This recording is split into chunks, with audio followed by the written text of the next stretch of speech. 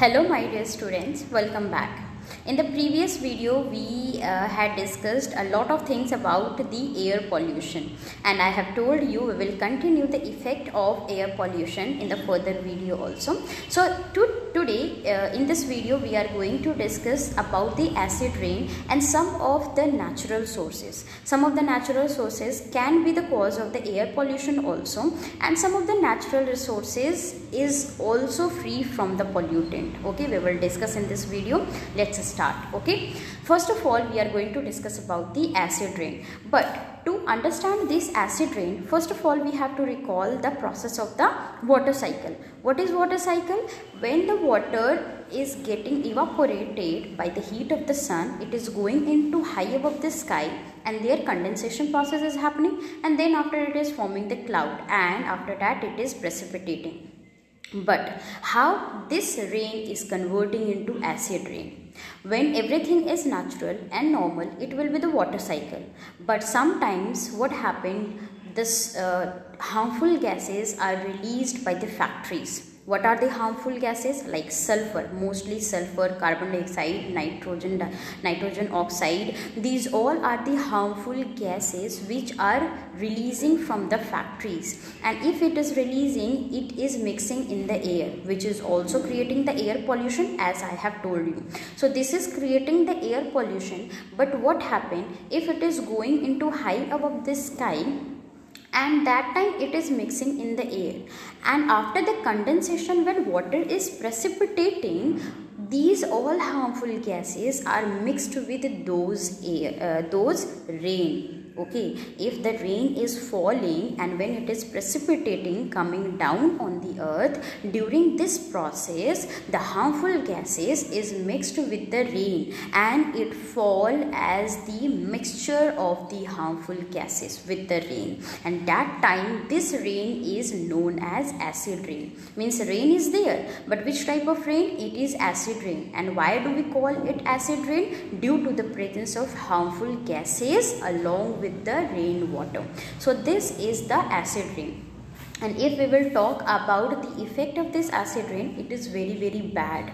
First of all, if it is precipitating, the acid rain is there, then it will definitely go into the water bodies, and if it will go to the water bodies, then it will kill all the aquatic animals. As you can see in the picture, all the fish is dead. Okay, why? Because of the acid rain, because that is very harmful. Okay, so it is destroying all the aquatic life. Second, it destroy the building also.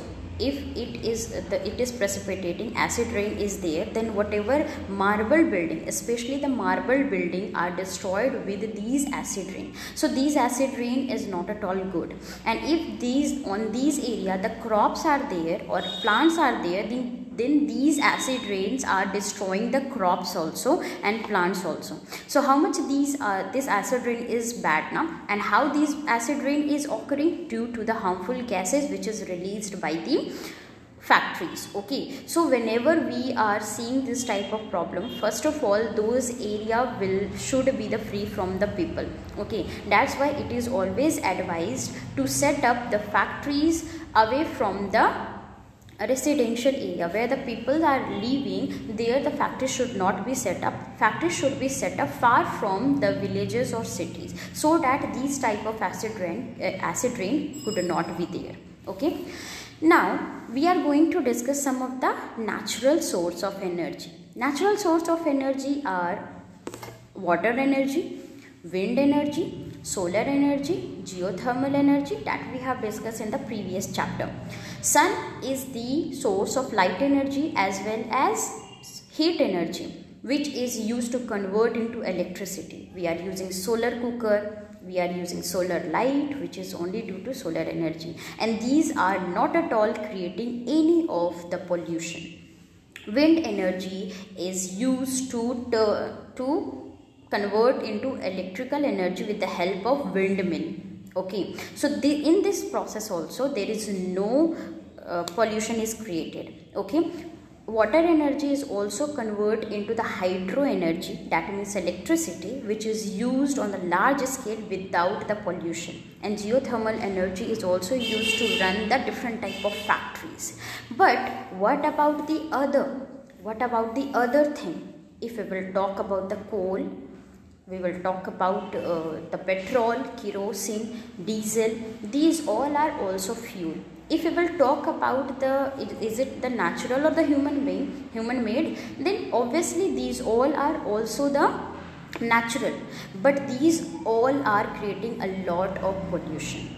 Okay, so whenever we are using the coal, it is creating a lot of smoke. Whenever we are using the petrol in the car, it is creating a lot of smoke, and finally these all are going into the air and it is polluting our air. So what we can do?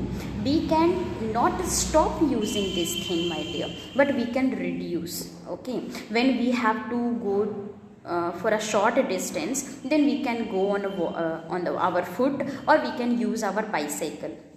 If we have, instead of the coal, use the LPG gas for cooking, so that the fumes or the smoke could not be released. Mostly in the villages till now, the wood is used to cook, or the coal, which is creating a lot of pollution.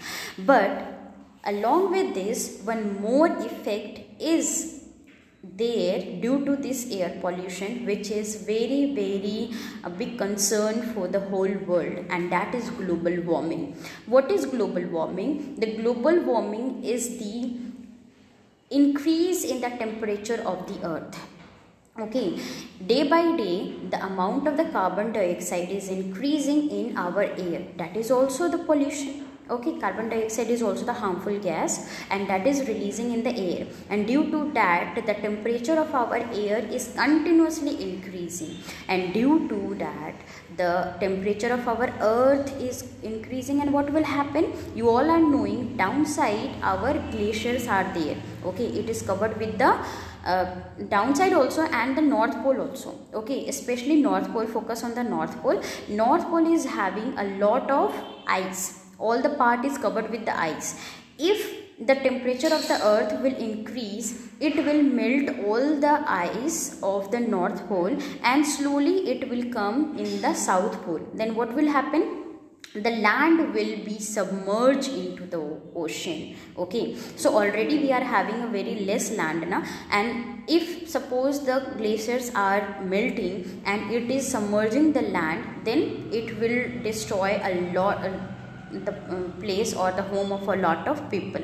So it is also the very big concern for the whole world. Okay, global warming is very big concern for the whole world. Now you must have understood the greenhouse effect also. The global warming and the greenhouse effect is very different. Okay, but these all are related. Why? Because the process is little same to warm up the earth. What happened when due to the sun rays, okay, some of the heat is trapped in our atmosphere, okay, which help us to maintain the warm on the earth, and that's why we don't feel very cold in the night. Otherwise, if the atmosphere will not be there, then what will happen? In the daytime our earth will be very hot, and in the night it will be very cold. So due to this atmosphere, the temperature of the earth during the day is not very much, it not very high, we can live there, and in the night the temperature is not very low, and it is, we are not feeling very cold.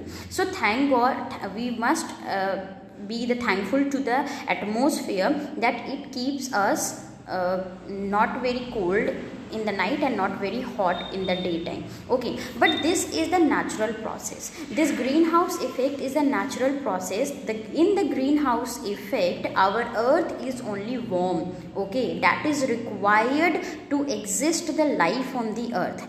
But in the global warming, the temperature of the earth is increasing, which is not required by us. Okay, greenhouse effect only give us the warmth so that the life can be exist. Understood? But global warming is increasing the problem of the temperature, due to that the life can be finished.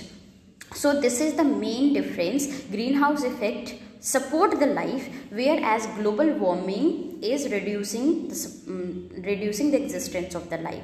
That's why we have to control on our thing that is creating the pollution, air pollution. Okay, so I hope you will accept all those steps which will reduce the air pollution. And further, in the last of this chapter, we will discuss which of the steps we have to take so that we can save our we can protect our environment. Thank you for watching. I hope you all have understood the effect of the air pollution nicely.